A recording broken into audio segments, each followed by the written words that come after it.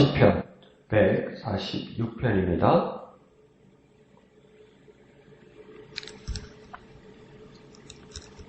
시편 146편 첫절 1절에서 10절까지 다같이 읽겠습니다. 할렐루야. 내 영혼아 여호와를 찬양하라. 나의 생전에 여호와를 찬양하며 나의 평생에 내 하나님을 찬송하리로다. 귀인들을 의지하지 말며 도울 힘이 없는 인생도 의지하지 말지니 그의 호흡이 끊어지면 흙으로 돌아가서 그날에 그의 생각이 소멸하리로다. 야곱의 하나님을 자기의 도움으로 삼으며 여호와 자기 하나님에게 자기의 소망을 두는 자는 복이 있도다. 여호와는 천지와 바다와 그 중에 만물을 지으시며 영원히 진실함을 지키시며 억눌린 사람들을 위해 정의로 심판하시며 죽인 자들에게 먹을 것을 주시는 이시로다. 여호와께서는 갇힌 자들에게 자유를 주시는도다. 여호와께서 맹인들의 눈을 여시며 여호와께서 비굴한 자들을 일으키시며 여호와께서 의인들을 사랑하시며 여호와께서 나그네들을 보호하시며 고아와 과부를 붙드시고 악인들의 길은 굳게 하시는도다. 시온아 여호와는 영원히 다스리시고 네 하나님은 대대로 통치하시리로다. 할렐루야. 아멘. 자, 찬양하는 그 내용에서 내 영혼아 여호와를 찬양하라. 이것은 우리가 많이 들어온 내용이고 다윗도 여러 번 강조하고 있고 시편 전반에 흐르는 내용에서 보면 영혼이 여호와를 찬양해야 된다고 이야기하고 있습니다. 그런데 이 영혼을 찬양하는데 다윗이 남부르듯이 합니다. 내 영혼아 이렇게 자기인데 자기 영혼인데 어디 남부르듯이 내 영혼아 여호와를 찬양하라. 그 들으면 뭐 무책임합니다. 남부르듯이 하는 말인데 지금 나 말고 영혼이 따로 있다는 말이실까요? 안 그러면 영혼은 아주 깊고 중요한 부분에 있다는 것일까요? 그것을 정확하게 말하고 있지는 않습니다. 그래서 오늘 우리 이 본문을 보면서 우리에게 숙제가 하나 생기는 건 뭐냐면 영혼이 찬양하는 건 무엇일까? 그냥 노래방 가서 노래하는 건 알겠는데 기분 좋아서 막 장난 맞춰보면서 심풀이 하면서 노래 부르는 건 알겠는데 영혼이 찬양하는 것은 무엇일까? 그것을 오늘 본문에서는 이렇게 암시하고 보여주고 있습니다. 2절에서 그 힌트가 조금 보이는데 어떻게 찬양하고 언제 찬양한다고 이야기하냐면 2절에서 생전에 찬양할 것이다 이렇게 말합니다. 말 그대로 생전에 찬양한다는 말은 살아있는 동안 찬양한다는 말이겠지요. 그와 더불어 한자를 그냥 직역해서 그대로 생각해보면 삶을 앞에 두고 찬양한다는 겁니다. 그러니까 똑같이 사람들이 인생을 다 살아오는데 하나님을 아는 사람이건 모르는 사람이건 삶을 살아오는데 살아온 내 삶을 보고 그 앞에다가 무엇이 차 있어야 되고 무엇이 들어있어야 되냐면 하나님을 찬양하는 내용이 같이 들어있어야 된다는 겁니다. 그러니까 내 삶을 다시 돌아보아서 그 안에 하나님이 인도하셨음을 하나님이 함께하심을 하나님이 찬양받아야 하시는 분임을 그 안에다 넣어 들어있어야 된다는 것이죠. 그것이 영혼으로 찬양하는 모습 중에 한 부분이라는 겁니다. 2절의 중반절에 가면 또 어떻게 찬양한다고 이야기하냐면 평생에 찬양하는 것이다 이렇게 이야기합니다. 사람으로서 삶을 사는 동안 내내 계속 끊이지 않고 계속 찬양해야 된다는 겁니다. 조미료 치듯이 한 번씩 양념 치듯이 한 번씩 툭툭툭 털어넣는 그런 찬양이 아니라 평생에 내내 하나님을 찬양해야 된다는 겁니다. 아니 목사님 뭘 그걸 그렇게 생각합니까? 그대로 뭐 생전에 찬양하고 평생에 찬양하고 같은 말 아닙니까? 예, 같은 말이기도 하면서 우리가 큐티하면서 그 의미를 부여해서 내가 어떻게 찬양하며 살아야 될 것인지 생각할 때 이렇게 볼 수도 있다는 것입니다. 그래서 우리가 영혼으로 찬양하는 것 팁 두 개를 얻었습니다. 하나는 생전에 그러니까 내 삶을 앞에 두고 그 안에 하나님을 찬양하는 내용이 가득 차 있어야 되고 또 평생에 내가 내 삶을 사는 동안 하나님을 찬양하는 모습이 가득 차 있어야 된다. 한 번씩 이렇게 양념치듯이 들어가는 것이 아니라 내내 하나님을 찬양할 수 있어야 된다는 겁니다. 그것을 더 쉽게 한마디로 한번 축약해보면 영혼이 찬양한다는 것은 영원히 찬양한다는 것입니다. 그래서 정말 내 영혼으로 하나님을 찬양하고 싶어서 영원히 하나님을 찬양해야 되는데 내가 한계가 있고 힘이 달리고 내 호흡이 멈추어서 영원히 하나님을 찬양할 수 없으면 우리 자손 대대로 우리 후배들에게도 찬양하게 해서 내 영원히 찬양하게 만들어서 내 영혼이 찬양할 수 있도록 우리 영혼이 찬양할 수 있도록 해야만 한다. 그렇게 생각할 수 있다는 것입니다. 그러면서 영혼으로 찬양하는 모습 중에 반대로 금해야 할 것도 있다고 3절은 말씀하고 있습니다. 귀hin도 인생도 의지하지 말라고 이야기합니다. 귀hin도 인생도 다 사람인데 궁극적으로 오늘 3절에서는 뭐라고 이야기하냐면 도울 힘이 없는 자라고 이야기하고 있습니다. 결국에는 도울 힘이 없는 자라는 겁니다. 일시적으로 도와줄 수 있고 따뜻한 마음을 전할 수도 있지만 궁극적으로 도울 수 없는 자리라고 이야기하는 겁니다. 그래서 4절에서 계속 설명하기를 이 귀인들은 인생들은 호흡이 끊어지면 흙으로 돌아간다 그렇게 이야기하는 겁니다. 그러니까 그 본래 자리로 권세도 능력도 귀한 사람도 아니고 흙으로 돌아간다는 것을 명심하고 깨달으라는 것입니다. 그 권리가 그 권세가 그 자리가 영원하지 못하다는 것. 그러니까 기준을 세울 때 영원한가 영원하지 못한가를 미리 판단하고 명심하고 잘 깨달으라는 겁니다. 그러면서 이 귀인들은 인생들은 영원할 수 없고 가는 곳이 기결되는 곳이 있는데 그것이 무엇입니까? 흙이라고 이야기합니다. 그러니까 귀인들도 인생들도 영원한 겁니다. 무엇으로 영원한 겁니까? 알고 보니까 흙으로 영원한 겁니다. 그들의 권세와 그들의 자리는 영원한 것이 아니라 일시적인 겁니다. 그러니까 영혼으로 찬양하는 사람은 영원을 분별해야 되는데 일시적인 것과 영원한 것에 대해서 착각하지 말고 잘 분별하라는 겁니다. 내가 기분 좋고 내 마음에 들면 그게 영원이 아니고 이게 일시적이라는 것.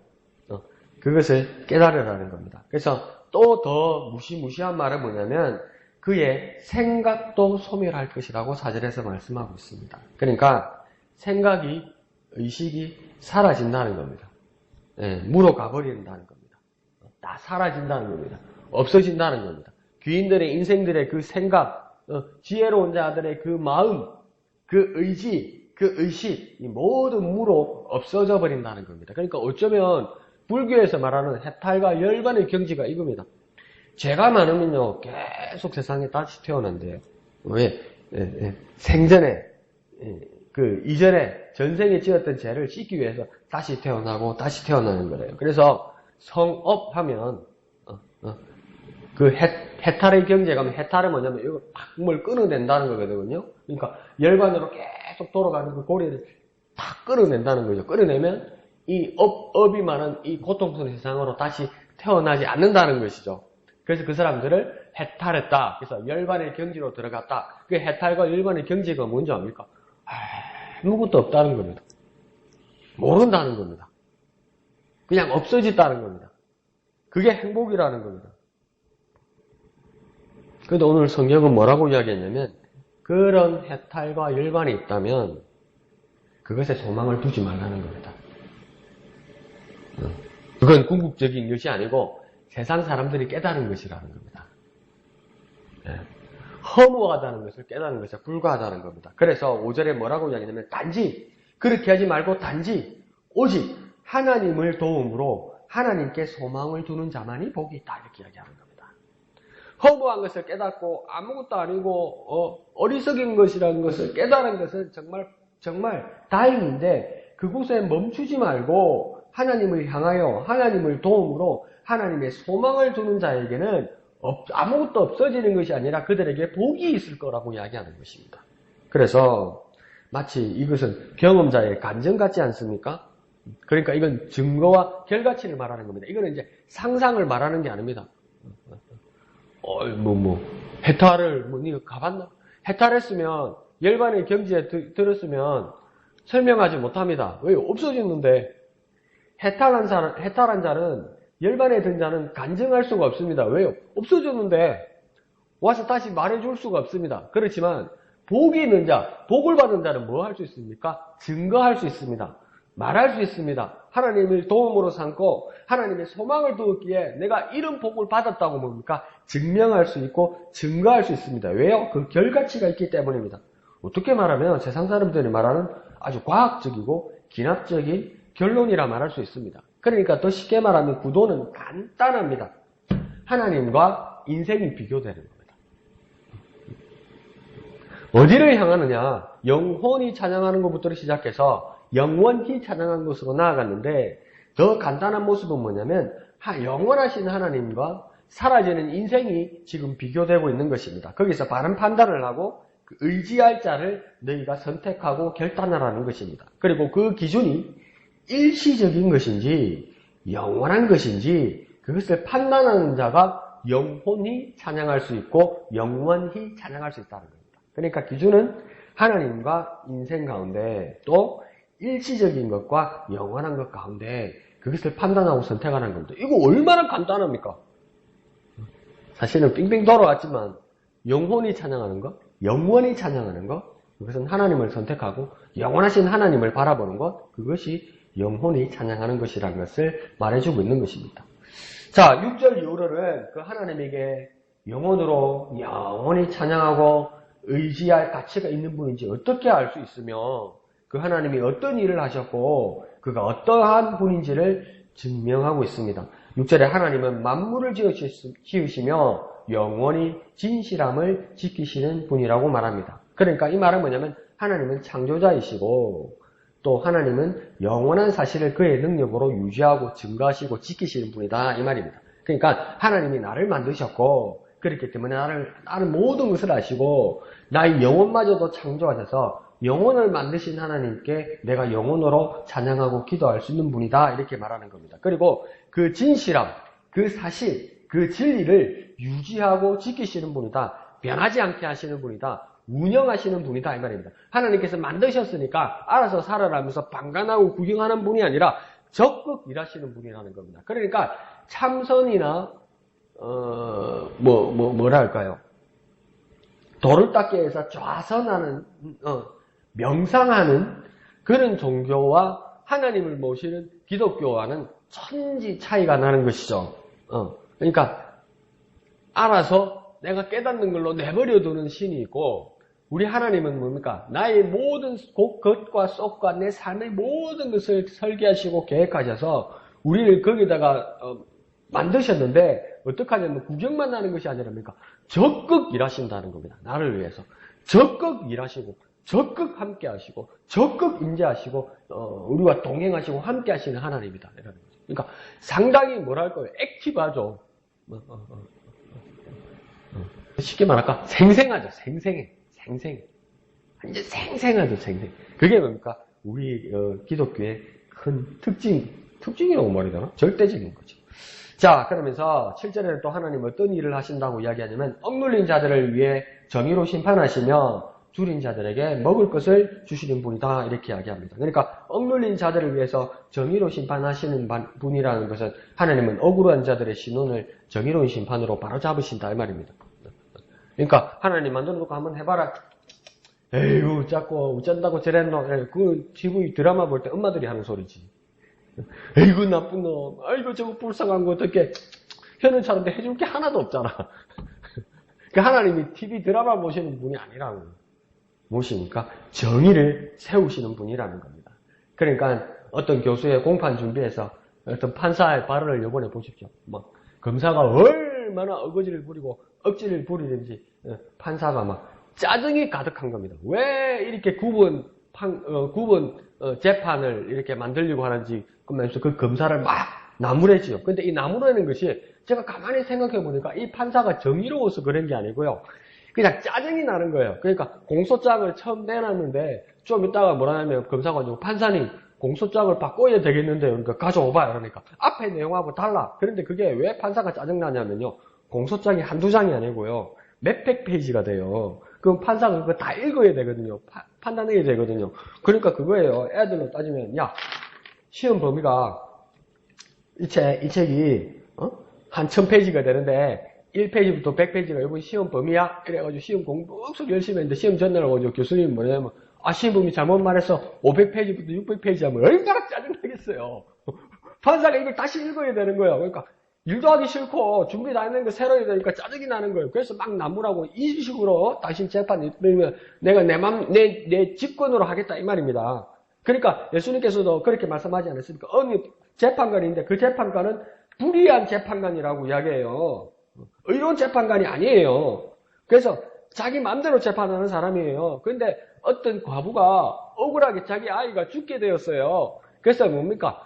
계속 재판관에게 계속 찾아가서 어떡합니까? 우리 가족과 우리 아이의 억울함을 실현해달라고 그러니까 판사가 속으로 뭐라고 그랬다니까? 나 하나님도 두려워하는 자가 아닌데 귀찮아서 안 되겠다. 귀찮아서 안 되겠다. 들어줘야 되겠다 해서 그 억울함을 실현해 주었다고 이야기하잖아요. 하나님은 그런 자들을 들어서 사용해서라도 하나님은 정의를 바르게 세우신다는 겁니다.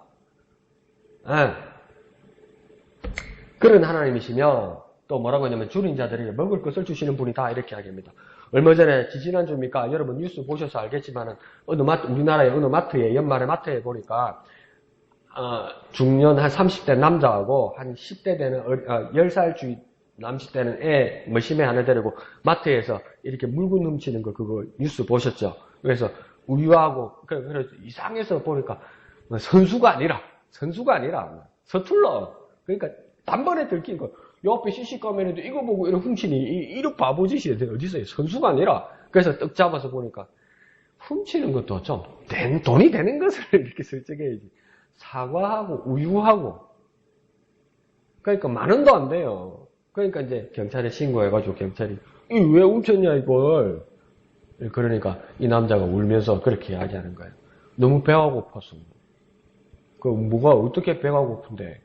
그러니까 6개월 전만 해도 영업용 택시 운전을 했는데 당뇨에 몸이 많이 아파가지고 그 직장도 떨어지고 애는 둘이고 연로하신 부모님 모시고 그래서 먹을 것이 없어서 그렇게 훔쳤다는 거예요. 그러니까 이거 사장도 기가 차고 경찰도 난감하고 그런 거죠. 그러니까 마트 사장이 처벌을 원치 않는다. 그러니까 경찰도 훈방 조치하겠다. 그래, 집에 가려는 그 두 아버지와 아이를 경찰에 불러서 따라오라고 그랬는데 따라오면 또 혼내려고 그러니까 어느 아침에 하는 국밥집 식당에다가 이 두 사람이 국밥 2그릇을 경찰이 자기 돈으로 시켜준 거예요. 그래 나중에 경찰하고 인터뷰하니까 경찰이 눈이 빨개지고 그러는 거예요. 요즘 세상에 바꾸는 사람이 도대체 어디 있는 겁니까? 이런 법이 어디 있습니까? 경찰이 눈시를 붉히는 거예요. 그래서 이제 밥을 먹고 있는데 아빠하고 아이하고 밥을 먹고 있는데 또 보니까 어떤 아저씨가 둥둥한 아저씨가 추리닝에 모자시고 그 테이블 식당에 툭툭툭툭 걸어오는 거예요. 그 얼마나 무섭고 놀랬겠어요. 이 나쁜 놈 가고 누가 온 줄 알았지. 그런데 보니까 그 아저씨가 어떤 봉투를 이렇게 아주 친절하기도 아니요. 툭 이렇게 던져놓고 가는 거예요. 그 봉투는 이게 뭐야? 또 보니까 이 봉투를 딱 열어보니까 그 안에 20만 원이 들은 거예요. 그러니까 막 쫓아가가지고 그러니까 이러면서 그 사람은 막 도망가 버리더래. 돈을 던지고 간 사람이. 그래 나중에 마트에 CC 카메라를 들춰보니까 그 20만 원을 던진 아저씨가 그 사람도 다른 거 쇼핑하러 왔다가 경찰에 잡히고 이래 있으니까 이 옆에서 이렇게 구경을 하고 있었던 거예요. 사연이 뭔가. 그러니까 너무 가슴이 아팠던 거예요. 그러니까 막 급하게 국밥집에 들어가는 걸 보고 이 아저씨가 막 급하게 은행에 가가지고 그 머신에다가 20만 원을 뽑아가지고 던져놓고 간 거죠. 그러니까 이제 그 마트 사장도 이 가족들이 오면 생필품은 앞으로 우리가 무상으로 지원하겠다 이렇게 하는 거죠. 여러분 이걸 보면서 그리스도인이면 뭘 느낍니까? 하나님 살아계시지 않습니까? 이 하나님 살아계신 겁니다. 죽은 자들에게 먹을 것을 주시는 하나님이란 모습은 하나님이 이런 모습으로 오셔서 이렇게 여러 모습으로 역사하시는 겁니다. 하나님이 하늘에만 계신 것이 아니라 여기 지금 대한민국에 오셔서 일하고 계시지 않습니까? 예수님께서도 그렇게 말합니다. 많은 바리새인들과 기득권의 사람들이 안식일에 어떻게 일을 하느냐, 어떻게 이렇게 불의한 사람들과 함께 하느냐, 어떻게 저 죄인들과 함께 식사하느냐 이렇게 말할 때 예수님 단호하게 말씀하십니다. 내 아버지께서 일하시니 나도 일한다. 내가 일하는 이유가 뭐냐고? 내가 일하는데 너희들이 비난하는 이유가 뭐냐고? 하늘에 내 아버지께서 일하는데 내가 어떻게 놀고 먹을 수 있느냐? 그러니까 내가 일하는 거라고 그렇게 말합니다. 그러면 예수님이 일하는 모습은 무엇입니까? 하늘에 계신 아버지께서 일하시는 모습을 이 땅에 보여주는 것입니다. 그래서 예수님께서도 주기도문에 말씀하실 때 하늘에 계신 우리 아버지의 뜻이 하늘에서 이룬 것 같이 땅에서도 이루어지게 하옵소서. 정말 주기도문 진심으로 기도하는 사람은 기도하는 사람이 일하는 사람입니다. 아버지께서 하늘에서 일하시는 것처럼 내가 이 땅에서 예수님처럼 예수의 모습을, 하나님의 모습을 드러내면서 일하는 겁니다. 그럴 때 뭡니까? 이 땅에 줄인 자들에게 먹을 것을 주시는 하나님이 드러나는 겁니다. 그 모습에 우리도 하나님 닮은, 하나님을 위해서 하나님을 증거하는 우리가 돼서 그렇게 일하는 저와 여러분 되시기를 부탁드립니다. 자, 그러면서 7절 하반절에는 뭐라고 또 이야기하냐면 갇힌 자에게 자유를, 8절에는 맹인들을 눈을 열어서 깨달음을, 맹인들에게 눈을 열어주신다는 것은 깨달음을 주신다는 것이고, 또한 비굴한 자들을 일으키신다는 말은 회복시키시고 길을 살리시고 행복하게 하신다 이 말입니다. 또한 뭐라고 말씀하시냐면 의인을 사랑하시는 하나님이라고 말하고 있습니다. 하나님이 의인을 사랑하신다는 것 이상하지 않습니까? 우리가 모질하면 똑똑한 사람을 좋아하고 우리가 생긴 것이 조금 그러면 잘생긴 사람을 부러워하고 우리가 돈이 좀 없으면 돈 많은 사람들을 바라보고 그런 건데, 그러면 내가 조금 거룩하지 못하면, 내가 착하지 못하면, 내가 못됐으면 그래도 바르게 생활을 못하니 착한 사람이 있으면 우르르 보는데, 하나님이 뭐가 아쉬운 것이 있어서 하나님이 의로운 사람을 사랑하신다는 겁니까? 이 말은 의로우신 하나님 그분이 의로운 사람들을 증거한다는 겁니다. 그러니까 세상의 모든 의인들은 자기들 삶으로 자기가 의인이라는 것을 증거하는 것이 아니라 진짜 의인은 뭡니까? 참 의로우신 하나님, 의로움의 근본 되신 하나님께서 그들을 증거함으로 의인이 된다는 겁니다. 그러면 내 삶을 증명받고 내 삶을 증거받기 위해서는 뭡니까? 하나님의 증거, 하나님의 말씀, 하나님의 보증을 받아야 된다는 것이죠. 그러니까 거룩하신 하나님께서 거룩한 자들을 모으시고 거룩한 자들을 증거하신다는 겁니다. 이것이 세상 말로 무엇입니까? 유상종입니다. 내가 하나님을 닮으면 하나님께서 나를 부르시고 하나님께서 나를 빛내신다는 거예요. 그것이 정말 영혼으로 하나님을 찬양하고 영원히 하나님을 찬양하는 사람이 아니겠습니까? 자, 9절에서는 또 뭐 하신다고 이야기하면 나그네를 보호하시고 고아와 가부들을 붙드신다고 이야기합니다. 그러니까 요즘으로 따지면 홈리스와 같이 집이 없는 사람들과 삼국에 그렇게 더운 나라에서 이 추운 대한민국에서 힘든 일을 하러 온 외국 노동자들에게도 따뜻한 보호자가 되어주신다는 말입니다. 경기도 안산이나 여기 진해 용원 쪽에 가면 제 삼국 노동자들이 있습니다. 고생 많이 하죠. 근데 다 착한 거 아닙니다. 지네들끼리도 파버리고 지네들 사회 안에 조폭들이 있습니다. 깡패들이 있어요. 근데 그 안에 들어가서 선교하고 그 안에 들어가서 사람 바로잡으려는 사람들, 교회들, 그런 모습들이 지금 오늘 뭐와 같습니까? 나그네를 보호하시고 고아 가부를 붙드신 하나님과 같은 거죠. 우리 친구가 저 웅동에서 이제 상국 노동자들 한글들 가르치고 그렇게 했었는데 지네들끼리 싸워가지고 도망가고 경찰들이 잡으러 오고 막 머리를 삽으로 찢고 그 안에 막 쇠가 들어가고 난리예요. 그러면 우리는 멀리서 바라보면 지네들끼리 난리는 나쁜 놈. 그 친구들 그렇게 일 안 하더라고요. 그러니까 들어가서 하회시키고 병원 데려가고 자기 돈으로 치료해주고 그런 하나님의 모습을 드러내는 사람들이 있더라는 것입니다. 자, 9절 하반절에는 그런데 이 일을 반대하고 방해하는 자들이 있더라는 것이죠. 참 희한하고 나쁜 인간들이죠. 뉴스에 들어 보이지요? 그런데 그런 자들을 향해서 하나님이 뭐라고 이야기하면 악인들의 길을 굽게 하신다 이렇게 합니다. 이 말은 뭡니까? 심판하신다는 겁니다. 그러니까 어떤 사람들은 그렇게 합니다. 하나님께서 악인들의 길을 굽게 하신다고 하니까 악인들이 길이 탄탄대로인데 하나님께서 팍 꺾어가지고 팍 자빠지게 한다, 망하게 한다. 그렇게 말할 수도 있는데 하나님이 어디 넓습니까? 내가 볼 때는 하나님이 어디 넓습니까? 철렁하는데 만다 꺾고 만다고 구덩이 파고 만다 덫을 낳고 뭐 저는 그런 생각이 들더라고요. 이게 뭐냐면 애시당초 악인들이 가는 길은 굽은 길이라는 겁니다. 그러면 왼쪽으로 꺾였으면 하나님은 바로 잡기 위해서 오른쪽으로 팍 꺾어서 바로 놔는다는 것이죠. 그렇게 하나님께서 굽게 한다는 겁니다. 이쪽으로 굽은 것을 이쪽으로 굽게 해서 바로 잡으시는 하나님이라는 겁니다. 그런데 악인들은 그게 불편하겠죠. 악인들은 그게 싫겠죠. 악인들은 그게 아프겠죠. 그렇지만 의로우신 하나님은 바로 잡으시는 하나님이라는 것입니다. 그러므로 하나님이 이루시는 분이라는 선언만으로 끝나는 것이 아니라는 겁니다. 우리가 예수님의 작은 제자들, 그리스도인들, 그 예수 그리스도의 옷자르게 되어서 하나님을 드러내는 일을 우리가 해야 된다는 겁니다. 그 우리가 하게 될 때 무엇입니까? 우리 영혼이 찬양하는 것이고 우리가 영원히 하나님을 찬양하는 일이라는 것입니다. 자, 10절은 결론적으로 1절에 말씀하셨던 것처럼 영혼이 하나님을 찬양하는 법을 더욱 선명하게 말하고 있습니다. 10절에 여호와가 영원히 다스리시고 하나님이 대대로 통치하신다. 그것을 선언하고 선포하고 찬양하는 것, 그것이 우리 영혼이 찬양하고 영원히 하나님을 찬양하는 것입니다.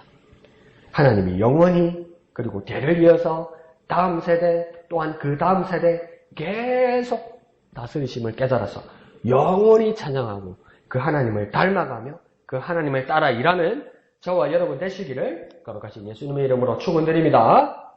기도하겠습니다. 거룩하신 아버지 하나님, 은혜를 감사합니다. 우리의 영혼이 하나님을 찬양하는 법을 말씀해 주셔서 참 감사합니다. 우리도 그리스도의 작은 제자가 되어서 이 대한민국 땅에 이 진해 지역에 예수 그리스도를, 하나님의 살아계심을 드러내는 우리가 되게 하여 주옵소서. 내 아버지 하나님께서도 일하시니 나도 지금 여기서 일한다는 그 하나님을 드러내시는 예수의 모습을 당당하게 선언하고 선포할 수 있는 우리들이 되게 은혜 베풀어 주시옵소서. 또한 영원히 찬양하는 우리가 되게 하여 주시옵소서. 거룩하신 예수님의 이름으로 간절히 기도하옵나이다.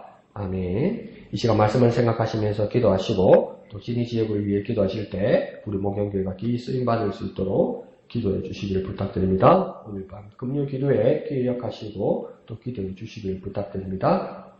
주말 사역자들 기억하시고 기도해 주시기를 부탁드립니다.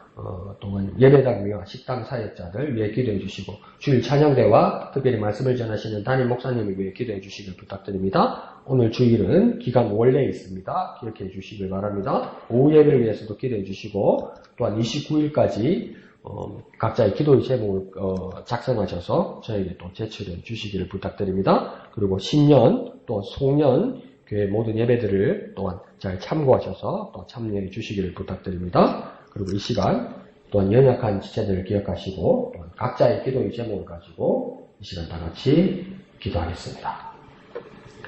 거룩하신